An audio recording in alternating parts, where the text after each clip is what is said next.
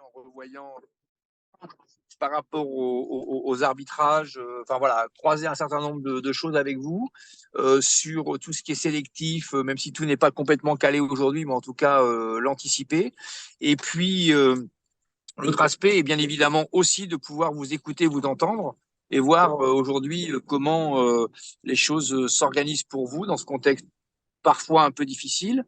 Et puis, voir également, puisqu'on a les collègues de la communication qui sont là, voir également en termes de communication sur si ce qu'on fait autour de la Ligue vous semble adapté en termes d'affichage de calendrier. Et si ce n'est pas le cas, bah voilà, quelles pourraient être vos attentes. Donc voilà un peu l'état d'esprit de la rencontre qu'on fait régulièrement. Et puis, avant de laisser la parole, vous rappeler qu'on se retrouve également le 9 décembre sur la base de Vers pour le séminaire annuel de la Ligue avec trois groupes de travail.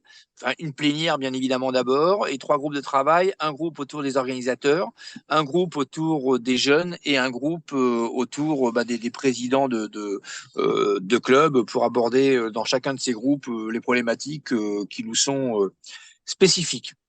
Donc voilà, je laisse la main et je reste bien évidemment à vos côtés pendant toute la soirée.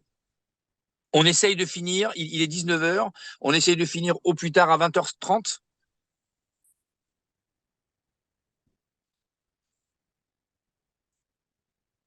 On démarre. Yannick, calendrier national, si tu peux nous faire le rappel, alors pas évidemment tout le calendrier, vous l'avez, hein, Ouais. mais le calendrier avec essentiellement les finales et les étapes, les différentes étapes essentielles du calendrier pour nous. Est-ce que mon micro, tout le monde m'entend là? Oui, je pense que mon micro est ouvert.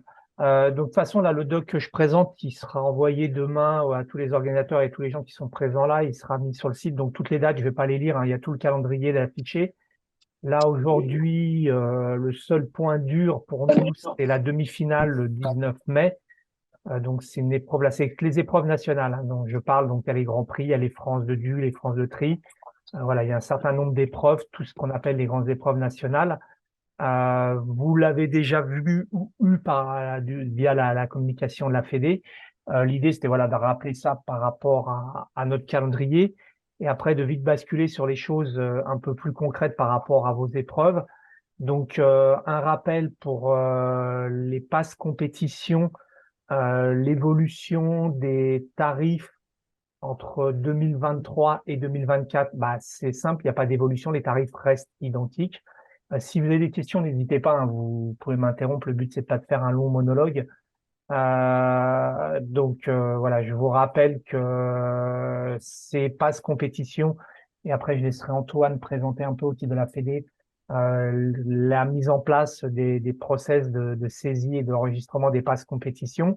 On y reviendra nous aussi après par rapport à toutes les obligations, on va dire un peu des organisateurs. Mais donc voilà, l'évolution des tarifs. Ces passes compétitions sont liées bien évidemment aux distances. Et pour info, pour les organisateurs, les clubs organisateurs de la Ligue Île-de-France, la Ligue reverse aux organisateurs là par ligue, donc sur un pass à 1 euro, bah, là à 2 euros, pardon, la Ligue reverse 1 euro. Donc vous calculez en fonction de tout ça, on avance au fur et à mesure sur ces choses-là. Deuxième point par rapport au pass compétition. Antoine, je te laisse la main ou tu veux que je commente le tableau comme tu le maîtrises mieux que moi? Ce Alors, sera plus est-ce que simple vous comme ça. ouais. Merci. Est-ce que vous m'entendez? Oui, quoi pour moi, oui, donc je pense que c'est. Hop. Vous m'entendez.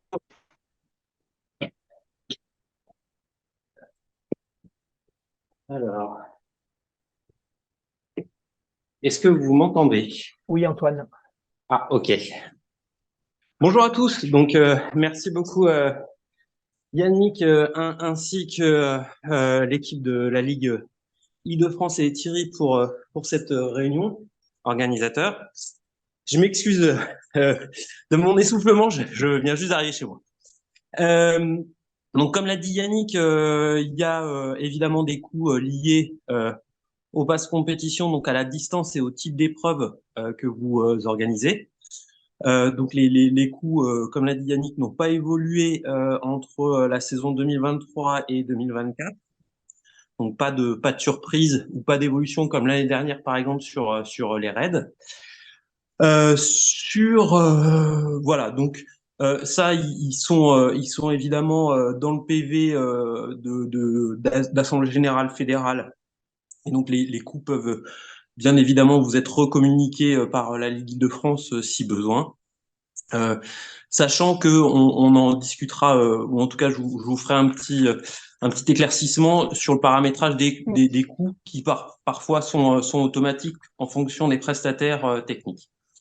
Yannick là donc fait défiler les slides et vous montre en fait quatre situations distinctes de paramétrage des passes compétitions.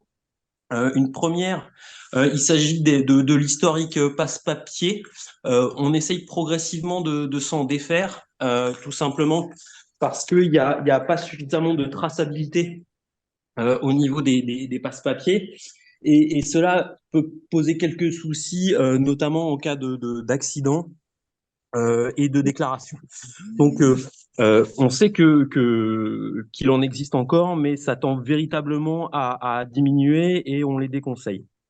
Ensuite, il y a donc la situation numéro 2, les passes, alors qui sont digitaux, donc faits sur une plateforme web, mais qui sont non reliés à la base de données fédérale. Là-dessus aussi, on les déconseille puisque en fait, ce sont souvent des sites web qui vous vendent des passes compétition et qui gardent le flux financier. Donc le flux financier n'arrive pas directement à la ligue et il y a un risque pour vous, aussi bien en termes d'assurance de vos participants que après de restitution des fonds à la Ligue de France et à la fédération. Donc on évite ce genre de situation. Les situations optimales, c'est la situation 3. Donc qui sont très concrètement des passes connectées à notre base de données fédérale. Et là-dessus, il y a différents prestataires techniques qu'on vous présentera derrière dans un second document. Il y en a de mémoire 22 qui sont qualifiés par la Fédération française de triathlon à la fois sur le plan juridique et technique. Voilà, donc pareil, la liste vous sera communiquée et sur ces 22 prestataires, nous on a d'action chez personne. Vous êtes libre de choisir entre ces prestataires, voire même d'aller voir ailleurs, mais dans ce cas-là, c'est à vos risques et périls, puisqu'ils n'ont pas été vérifiés et qu'on ne s'est pas assuré de la conformité technique de ces sites. Et dernière situation, vous décorrélez en fait votre inscription du pass compétition là et vous allez directement donner un lien Espace-Tri et les gens vont faire 2 actes d'achat. Ça marche bien à ceci près que vous demandez aux gens de payer 2 fois. Et donc, ça peut frustrer certaines personnes, c'est-à-dire qu'il faut sortir 2 fois sa carte bancaire et c'est un processus un peu plus long. Voilà. Donc, on va pas rester trop longtemps sur cette infographie. Si vous avez des questions techniques, si vous avez besoin de conseils, évidemment, vous passez par Yannick et la Ligue Île-de-France et si besoin, on peut évidemment vous aider dans la réalisation et le lancement de vos inscriptions, sachant qu'il y a un prestataire qui est TEV, qui est une marque blanche de Newco, derrière laquelle il y a une personne qui fait du support à la Fédération française de triathlon. Donc TEV est connu et utilisé par de nombreux organisateurs. Voilà. Ensuite, un petit point sur les assurances organisateurs. J'ai voulu mettre en avant 4 bulletins de souscription complémentaires. Donc, à savoir que quand vous vous affiliez à la Fédération française de triathlon et dès lors que Yannick ou une personne de la Ligue valide votre dossier technique, vous êtes assuré en responsabilité civile auprès de la MAIF. En complément de cette responsabilité civile, vous avez des bulletins de souscription complémentaires. Donc, j'en ai mis 4 qui me semblent les plus importants. Le premier, c'est une assurance motard en première ligne. Donc ça, c'est pour les événements notamment qui se déroulent sur route. On a des motards ou des associations de motards plutôt qui viennent encadrer la partie cycliste. Et certaines de ces associations de motards demandent à ce que l'organisateur prenne l'intégralité de leur assurance. Donc c'est une assurance qui est assez onéreuse, mais qui couvre vraiment l'intégralité de l'activité moto. Ensuite, il y a un bulletin de souscription numéro B qui pour moi est l'incontournable. Pourquoi? Parce que il couvre à la fois les autos, les motos et les bateaux. Et il s'agit d'une deuxième ligne, donc d'une complémentaire qui viendra compléter l'assurance des véhicules qui sont sur la manifestation. Donc ça, je l'appelle l'incontournable parce que sur un événement, cette assurance coûte 53 € exactement. Donc quand on a un événement avec plusieurs centaines de participants, il faut pas s'en priver. Ensuite, le troisième bulletin de souscription, donc l'annulation de la manifestation. Là, c'est quand vous avez votre manifestation qui ne peut avoir lieu, en raison notamment d'arrêtés préfectoraux. Il y en a eu cet été liés à la canicule. Il peut y en avoir pratiquement tous les week-ends. Un arrêté préfectoral et une décision de préfecture interdisant la tenue d'une manifestation, ça peut arriver. Et dans ce cadre-là, en fait, vos frais d'organisation sont remboursés. Quand on parle de frais d'organisation, ça peut être par exemple toutes les denrées périssables qui ont été achetées, tous les lots qui ont été constitués en amont de la course. Et donc là, vous avez une perte sèche qui vous est remboursée par la Maïf. Voilà. Et en dernier lieu, l'assurance optionnelle tout risque, objet, manifestation. Là, c'est lorsque vous avez notamment du matériel important et onéreux sur votre course. Je pense notamment à tout ce qui est structure, donc Vitabri, Podium, tout le matériel dont dispose un organisateur, et c'est plutôt pour les grosses organisations. Et auquel cas, si vous avez de la casse matérielle, bien évidemment, vous serez couvert par ce bulletin de souscription. Voilà.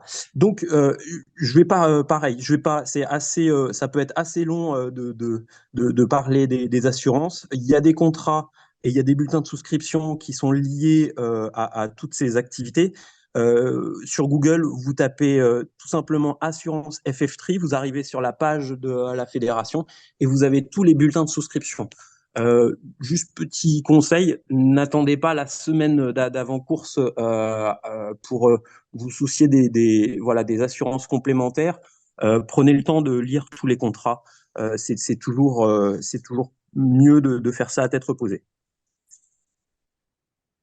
Alors, j'ai plus la présentation. Voilà, Voilà. non, je suis revenu sur. Pardon.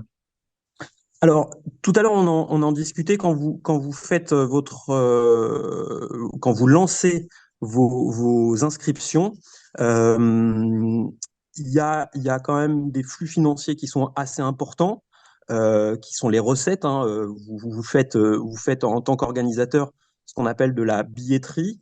Et avoir un prestataire en ligne qualifié par la Fédération française de triathlon, ça permet de s'assurer que ce sont globalement des gens sérieux, qui ont pignon sur rue, qui ont un cabis, qui n'ont pas de condamnation notamment, et qui reversent correctement le pass compétition aux ligues régionales.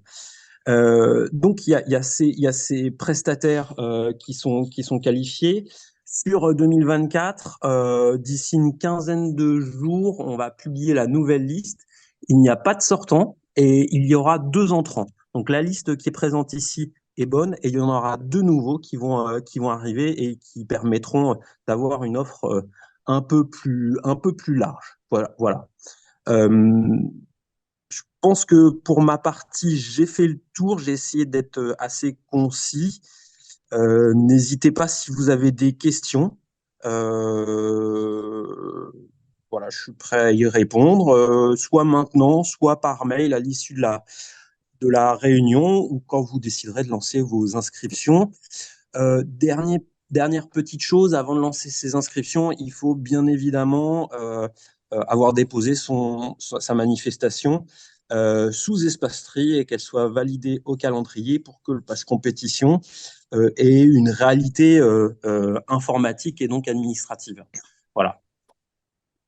Merci Antoine. Est-ce qu'il y a quelques questions sur ça ou on reviendra après? De toute façon, encore une fois, hein, toute la présentation là sera envoyée demain par mail à l'ensemble des organisateurs et sera mise sur le Discord et sur le site de la Ligue.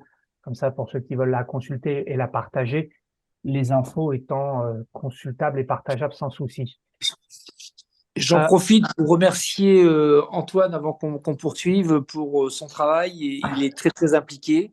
Il nous permet aussi de redonner de la légitimité et d'être en vérification de tous ces aspects juridiques qui paraissent comme ça toujours un peu pénibles et emmerdants, mais qui, le jour où on a un pépin, peuvent prendre des proportions extrêmement importantes. Donc vraiment, on vous invite à être attentif à ces aspects-là.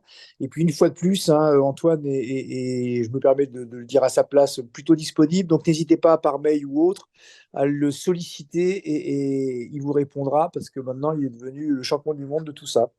Donc merci Antoine pour ta dispo, pour nous accompagner en permanence et pour être toujours très attentif à toutes ces questions. Bien, Yann. merci Thierry. C'est toujours avec plaisir d'échanger avec vous, Yannick, l'équipe de la Ligue Île-de-France et puis évidemment tous les organisateurs. Voilà. Merci beaucoup.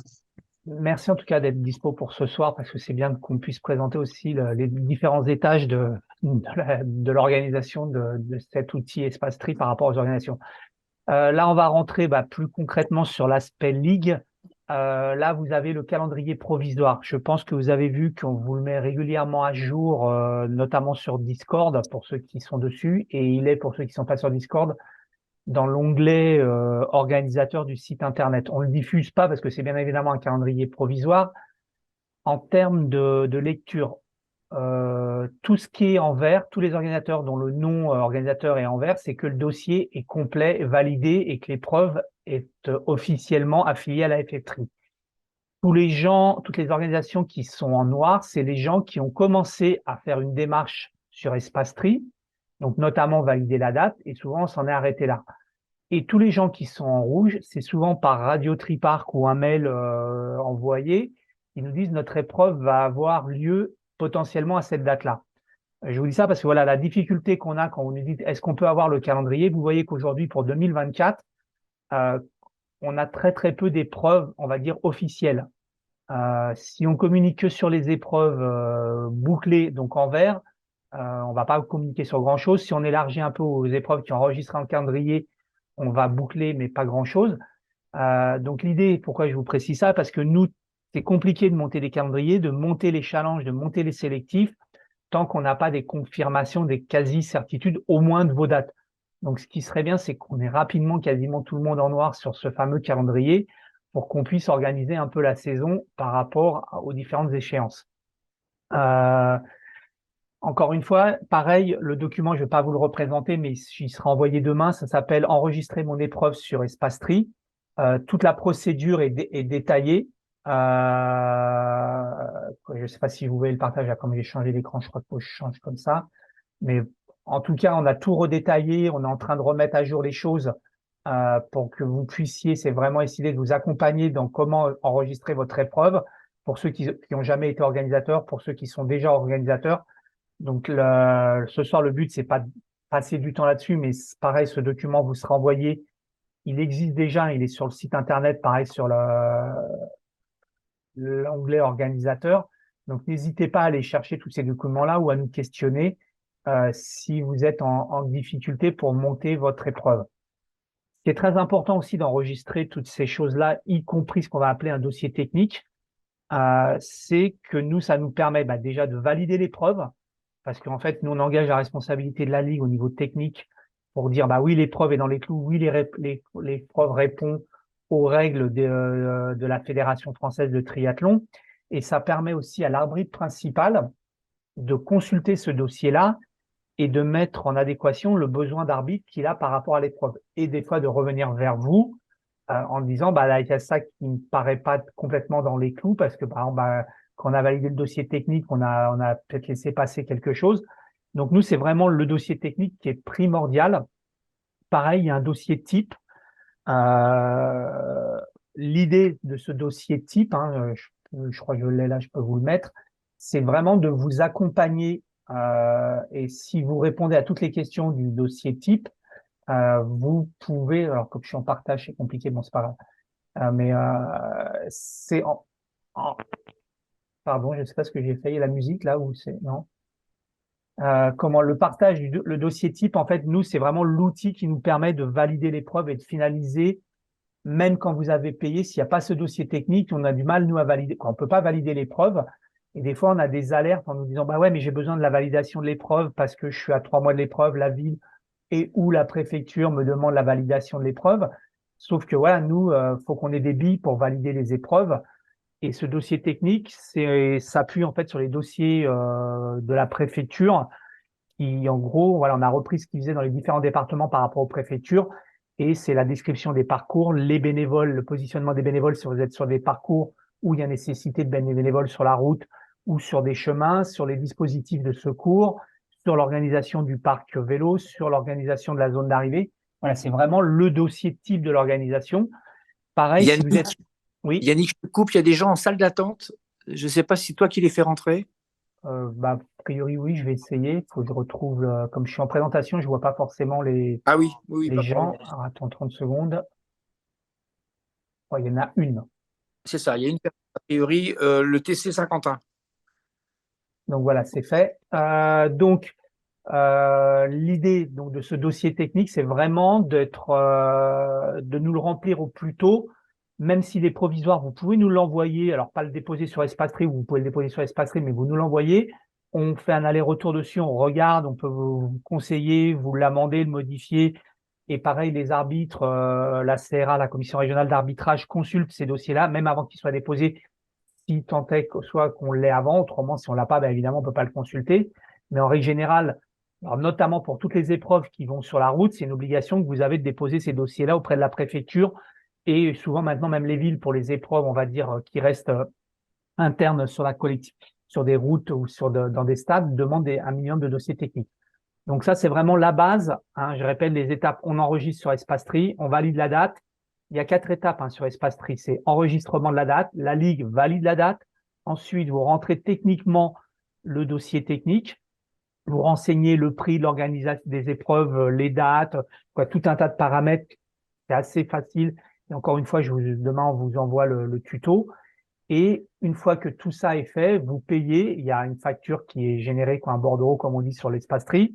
Et une fois que nous, on a validé le dossier technique, qu'on a le paiement, on valide votre épreuve et votre épreuve passe en vert, là, comme les 6 organisateurs il y a pour l'instant qui sont passés en vert. Donc, c'est un peu fastidieux, mais voilà, c'est important. Et comme l'a souligné Antoine, une fois que vous êtes arrivé à la deuxième étape, donc l'épreuve est validée, vous pouvez générer des passes compétition en ligne, donc avec un code et tout ça, et ça vous permet de lancer vraiment vos inscriptions. Tout à l'heure, on y reviendra par rapport à l'aspect communication. Merci d'éviter de communiquer quand rien n'est validé par la Ligue, à minima la date et le type d'épreuve. Des fois, on découvre des épreuves par validation, par les différents réseaux.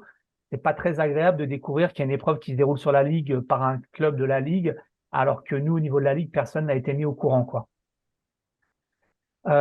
Nouveauté par rapport à 2024. Donc, évolution des règles médicales, notamment pour la pratique adulte, donc ce qu'on appelle les personnes majeures, aussi bien pour la prise de licence ou pour les personnes s'inscrivant à une épreuve labellisée.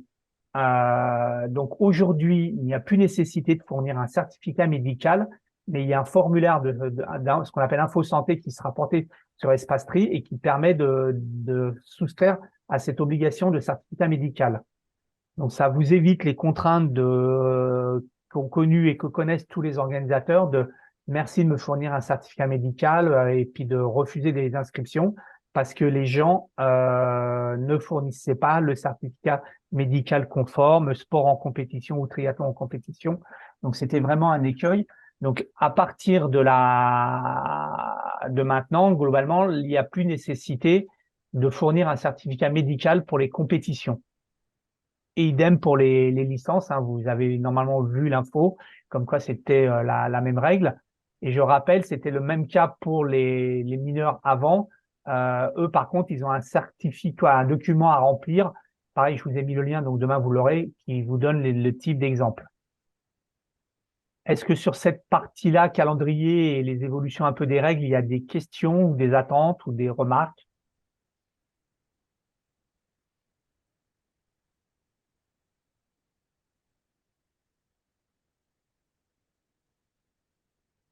Ok, parfait. Euh, Autre chose, pour toutes les épreuves, on a besoin d'arbitres. Vous avez la primeur ce soir, parce que c'est tout frais, de voir les dates de formation des arbitres, ce qu'on appelle les assesseurs. Donc, c'est le premier niveau d'arbitre. Il est important qu'on ait des arbitres. On a de plus en plus d'épreuves sur la ligue et on n'a pas forcément de plus en plus d'arbitres. Donc, les arbitres sont énormément sollicités, quoi. Sont sollicités, on va pas dire énormément. Donc, si vous avez des gens qui sont intéressés par être arbitre, il y a 4 formations pour l'instant pour le premier niveau. Donc, une très rapidement dans le Val d'Oise à Soisy-sur-Montmorency, une aussi très rapidement à Orsay, donc dans le 91 dans l'Essonne, et 2 autres en décembre, une au Stade Français, donc à Paris, et une à Versailles. On essaye de trouver d'autres dates dans d'autres départements pour voilà avoir des formations au plus près, mais faites passer l'info comme quoi voilà s'il n'y a pas d'arbitre, ça va être compliqué. Et je Est-ce vous que rappelle, Sophie est là, Yannick? non, non. Je vous rappelle, Alain, je te passe la parole juste après. Je vous rappelle comment qu'aujourd'hui la Ligue prend en charge pour tous les organisateurs les indemnités d'arbitre. Donc, c'est-à-dire que quand vous avez des arbitres qui viennent chez vous arbitrer, vous ne payez pas l'indemnité des arbitres. Par contre, vous payez les frais kilométriques. Donc, si vous voulez réduire vos frais kilométriques, formez des arbitres chez vous et comme ça, il n'y a quasiment pas de frais kilométriques parce que par définition, si j'organise une épreuve chez moi, l'arbitre habitant très proche de chez moi, il n'y aura quasiment aucun frais kilométrique ou pas de frais kilométriques si l'arbitre décide de venir en vélo ou de venir à pied. Il n'y a pas de frais kilométriques. Alain, vas-y. Oui, bonsoir à tous. Pour les 4 dates de formation, on va mettre sur le WhatsApp et sur le Discord le lien d'inscription. Parce que là, tous les arbitres assesseurs actuels pour ça fait en même temps formation et recyclage ont reçu lundi soir le lien. Là, on va le mettre, à moins que Yannick, tu l'aies mis. Non, Sinon, je l'ai on va pas. mettre... Non. Je vais voir avec Sophie, la présidente de la CRA, qu'on mette le lien pour vous tous, enfin pour tous les clubs même, sur le Discord et sur le WhatsApp.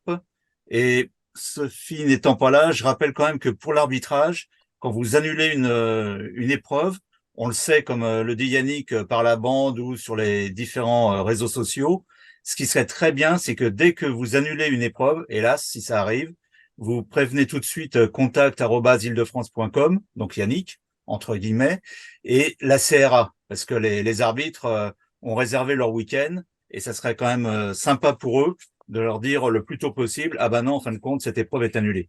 Donc, vous envoyez tout de suite sur, pas que dans Discord ou WhatsApp, mais les 2 mails, les 2 adresses mail, contact@île-de-france.com et puis CRA, enfin Yannick va remettre les 2 adresses Non, indispensables. ouais. Merci. Donc voilà, donc ça c'est les formations par rapport aux arbitres. Une nouveauté quoi pas qu'une nouveauté, mais c'est en remise un peu, notamment Axel, notre alternante qui travaille sur la communication. Aujourd'hui, on essaie je sais pas qui a un micro ouvert. On essaie de travailler sur de relayer de plus en plus vos épreuves. Et le constat c'est qu'on a souvent, quoi pas souvent, heureusement pas souvent, je me suis trompé, mais on a des fois des affiches qui sont pas très lisibles et où on nous retrouve pas des infos importantes. Euh, obligatoire, on l'a mis quoi, à droite là, du document, c'est qu'il faut qu'il y ait le logo de la Ligue.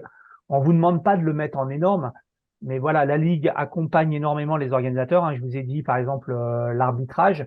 Aujourd'hui, l'arbitrage, le budget indemnité arbitrage sur l'ensemble des épreuves, c'est plus de 12 000 euros que la Ligue ne demande pas aux organisateurs et que la Ligue prend entre guillemets, dans ses caisses pour payer les arbitres. On vous prête du matériel, on investit dans du matériel. Donc, le minimum, voilà, c'est que nous, on soit identifiés. Idem pour la région. On s'est fait taper sur les doigts par la région parce que sur certaines épreuves, il n'y a pas le logo de la région. Il y a une grande partie de l'aide qui est grâce à la région et il y a aussi beaucoup d'organisateurs et de clubs qui ont bénéficié des plans de soutien de la région et de l'aide de la région. Donc voilà, encore une fois, le but, c'est pas que le logo prenne toute la place de l'affiche, mais qu'on puisse identifier que les logos de la région et de la Ligue apparaissent sur vos affiches. Oui, Pascal, vas-y. Oui, alors, si l'aide est indirecte de la région, pourquoi mettre le logo en fait Enfin, moi, je mets le logo que si la région m'aide directement. Donc, ça a été le cas sur certaines années, mais c'était même pas pour les événements, c'était pour Non, d'autres mais choses. Mais la région aide la Ligue qui vous aide. Donc, nous, la région ouais, nous mais je demande de mets que mettre la les ligue. logos. Non, mais Ah bah, la je suis pas région nous d'accord. demande. Ouais, mais moi, je passe pas un contrat avec la région. Enfin, la région, s'ils veulent m'aider, ils le font. Mais Bah, la ligue, c'est normal. Hein, comme tu as dit, il y a ça. Mais la région, enfin, sinon, on s'en sort pas, quoi.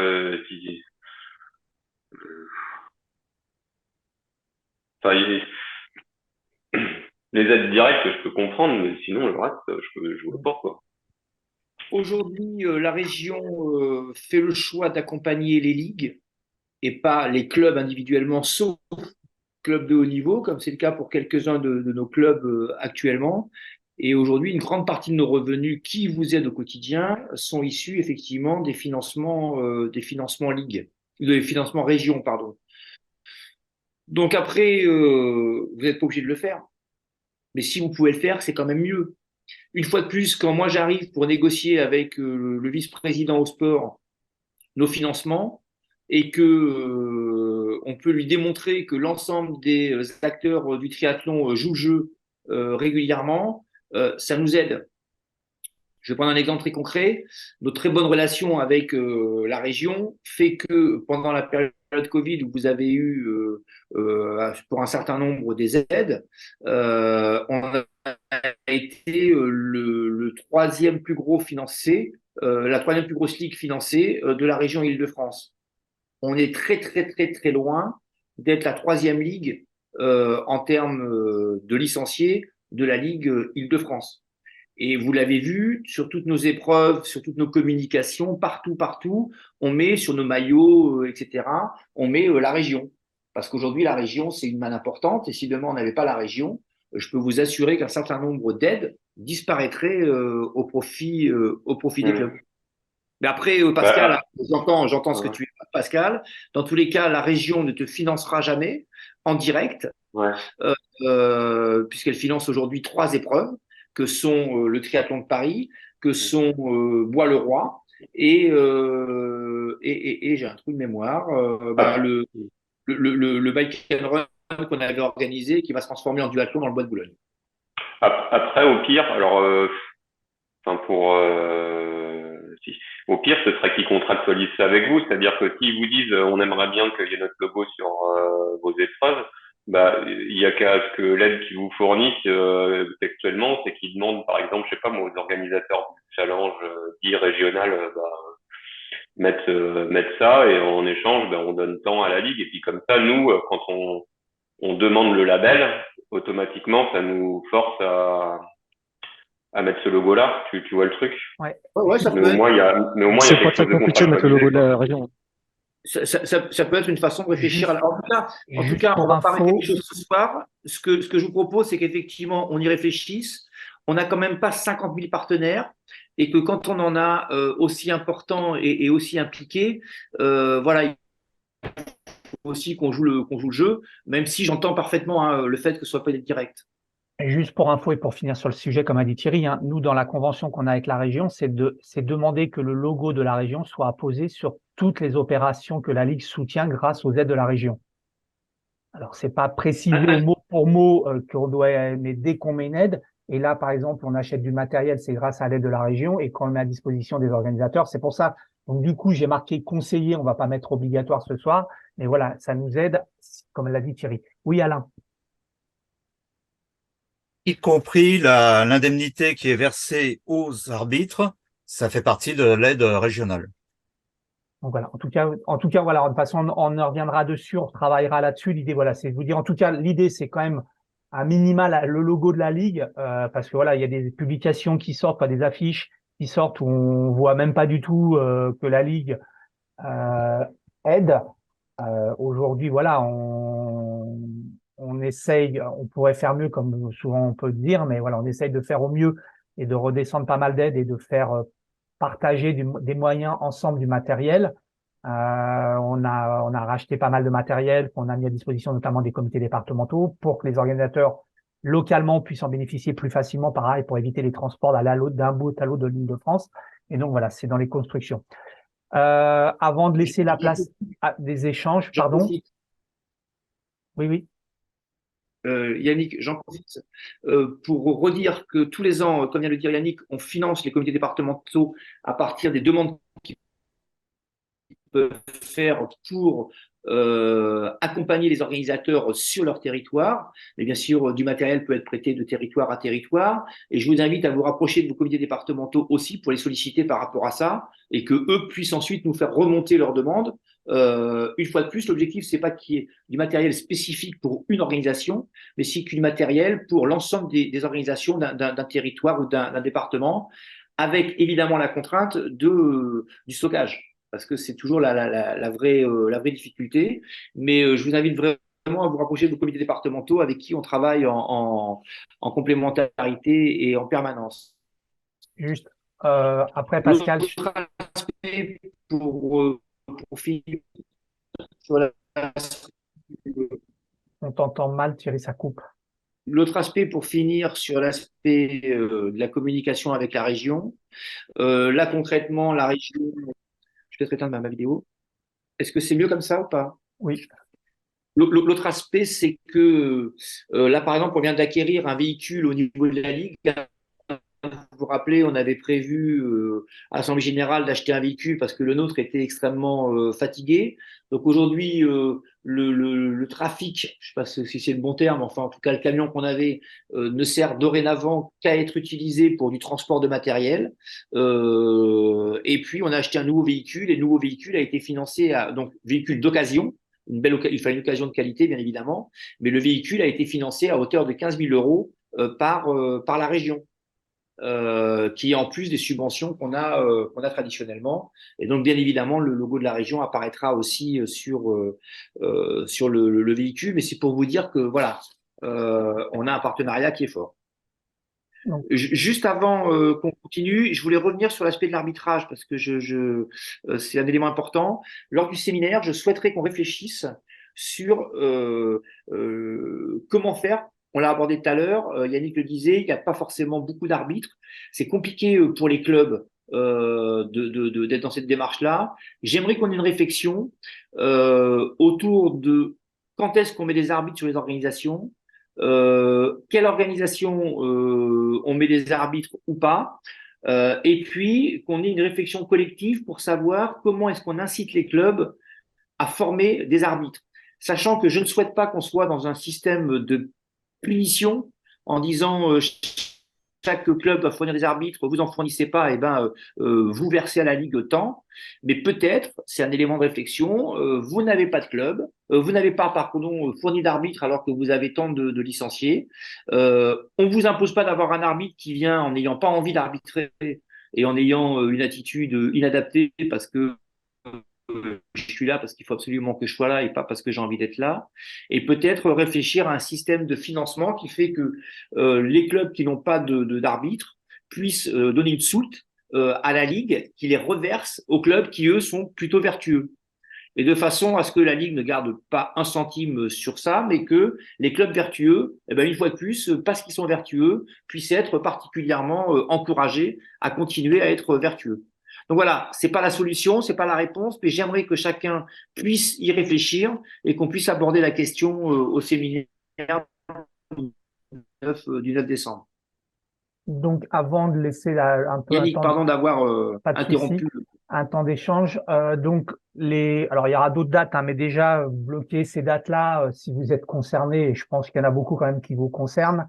Donc, le 21 novembre en visio, on fera une réunion spécifique par rapport à ce qu'on appelle la commission jeune, notamment autour des labels R1, R2, R3, des modalités de sélection, des choses que la Fédé est en train de faire évoluer qu'on n'a pas forcément à ce soir. Mais le 21, on n'aura pas tout, mais on aura quelques pistes. Donc voilà, il y aura une réunion. Je vous enverrai le lien rapidement par rapport à ces trucs, mais notez votre date. Thierry l'a évoqué, le 9 décembre, il y a un séminaire comme on l'avait fait l'année dernière à Soisy sur Montmorency. Cette année, ça sera à Torcy, sur l'île de loisirs de Torcy. Donc, pour ceux qui bénéficient de la natation du comité départemental du 77, ce sera quasiment, alors ce sera pas sur la plage vu le temps, mais vu la période, mais ça sera sur cette zone-là. Pareil, des infos vont partir rapidement la fin de semaine par rapport à ça. Mais notez donc le 9 décembre au matin, donc globalement de 9 heures à 12h30 le temps d'échange, et après un système de buffet pour qu'on puisse continuer à discuter pour les gens qui souhaiteraient échanger. Il y aura 3 personnes possibles par club parce on fera à un moment du collégial, donc tout le monde, et après il y aura 3 thématiques, donc 3 groupes de travail, président, organisateur et jeunes. Donc si vous venez à 3, il n'y a pas de problème, la Ligue invite les 3 personnes sur cette, et si vous voulez venir à plus, bah, vous nous le dites et nous, on vous laissera prendre en charge les 4, 5 ou 6e personnes qui viendraient. Autre date, le lieu n'est pas déterminé, ce sera la soirée de la Ligue, où ce sera une soirée un peu plus conviviale sur les récompenses, voilà, de mise en avant des acteurs de la Ligue au sens large du mot acteur. Et dernière date pour ce soir, c'est l'AG de la Ligue, donc on a déjà arrêté, qui est relativement tard cette année parce que l'AG de la Fédé étant tard, on peut nous la décaler. Donc ça sera le 21 mars 2024 et ça sera en visio parce que c'est pas une AG élective et donc du coup je vous rappelle, décidé que sur les AG électives, on faisait une AG en présentiel, mais sur les AG intermédiaires, donc les 3 des AG intermédiaires, qu'on les faisait en visio pour éviter justement des temps de déplacement et de bloquer du temps. On court tous après le temps et donc ces AG en visio se déroulent le soir. Comme ça, c'est pareil, ça vous laisse les week-ends de dispo pour vaquer à des occupations dans vos clubs ou à titre perso. Alain? Oui, cet AG sera l'AG extraordinaire avec le changement des statuts fédéraux et qui seront répercutés au niveau de la Ligue également. Et après, sera suivi tout de suite dans la foulée de l'Assemblée générale ordinaire. Donc, pour ceux qui auraient oublié notre adresse, le mail, vous pouvez envoyer à d'autres personnes, hein, mais voilà, le contact, l'avantage, c'est que tous les salariés de la Ligue le regardent et peuvent le regarder. Donc, du coup, si je suis pas dispo, si vous me l'envoyez à moi et que je vous réponds pas, faut mieux l'envoyer par contact. Il y a plus de chances qu'on vous réponde. Après, voilà, on essaye de répondre relativement rapidement aux mails et à vos sollicitations quand on le peut. Donc voilà, moi j'ai fini, j'ai beaucoup parlé. Si vous avez des questions, des attentes, des interrogations, c'est le moment d'en profiter.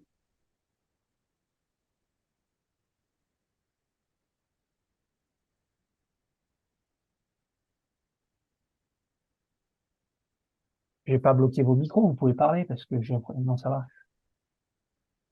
Bon, c'est que les choses sont très claires pour tout le monde, hein, c'est juste parfait. Je vois qu'il y a une main qui se lève, ça doit être Pascal. Ouais, non, excusez-moi. C'est juste pour compléter, en fait, par rapport à cette histoire d'affiche. Hein. Pourquoi je posais la question, c'est parce qu'en fait, cette année là, pour le triathlon qui a pas pu avoir lieu à Sartrouville là, en fait, j'avais monté un dossier auprès du comité, du conseil départemental, pardon, et eux, en fait, pour attribuer une subvention, ils m'ont demandé la liste des partenaires, des partenaires. Ils ont bien regardé mon affiche, ils m'ont demandé eux ils font quoi, eux ils font quoi, ils font quoi, et pour chaque partenaire j'ai dû détailler quelle est l'offre en face. Et même si c'était pas de l'argent, c'est-à-dire si c'était des aides indirectes, à réussir à le chiffrer quand même en argent. Et donc, ils m'ont demandé quand même, tu vois, un dossier assez complet. Donc, si au final, vous avez quelque chose d'écrit sur cet accord-là avec la région, au moins, je peux donner ça directement au conseil départemental et la justifier faite, quoi. Pourquoi eux, ils apparaissent sur la fiche, quoi. Et je pense que ça sera peut-être le cas pour d'autres personnes qui demanderont ce type d'aide auprès des conseils départementaux, quoi. Ok, eh ben, on vous fera parvenir une partie de la convention qui stipule effectivement ces aspects d'accompagnement. Et puis, en resituant en fonction des aides que vous avez, soit par la Ligue ou le département, ou le comité départemental, à quoi ça correspond globalement financièrement.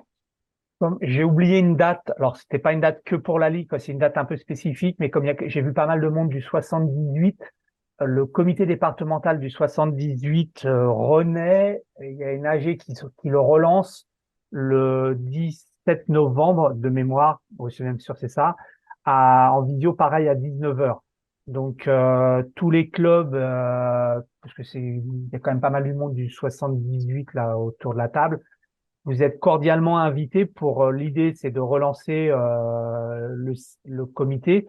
Ça m'y a fait penser par rapport à ce que disait Pascal. Au fait, voilà, aujourd'hui, il y a des clubs qui peuvent pas être éligibles à des aides, notamment des Yvelines, du fait qu'il n'y a pas de comité départemental. Donc l'idée, c'est de relancer ce comité départemental. La Ligue vous accompagnera dans les premières actions qui est portée aujourd'hui par le club de Saint-Germain et par le club du Tri de V, qui est l'ancien club du SPAD qui a changé de nom. Il y a notamment une formation, vous l'avez vu, la mise en place de BF1 sur le département. Donc voilà, l'idée c'est de relancer des choses, c'est pas de monter des usines à gaz, mais voilà, ça soit aussi à l'aide des clubs du 78. Donc tous les clubs du 78 présents, vous êtes cordialement invités à venir le 17 pour remettre en route le 78, le comité départemental du 78. J'en profite pour m'excuser auprès des clubs du 78 qui seront présents. Je suis en déplacement à l'international et trop loin et trop en décalage pour pouvoir être à vos côtés pour cette relance. Mais voilà, les choses ont été préparées en amont et on compte vraiment sur vous pour vous mobiliser parce que c'est important. Donc bah voilà, si vous n'avez pas de questions, en tout cas, n'hésitez pas si ça vous vient les questions par mail, par téléphone. Voilà, vous avez les coordonnées des différents acteurs de la Ligue, donc n'hésitez pas à nous interpeller. Ceux qui n'ont pas bloqué les dates sur Espace Stream, merci de le faire.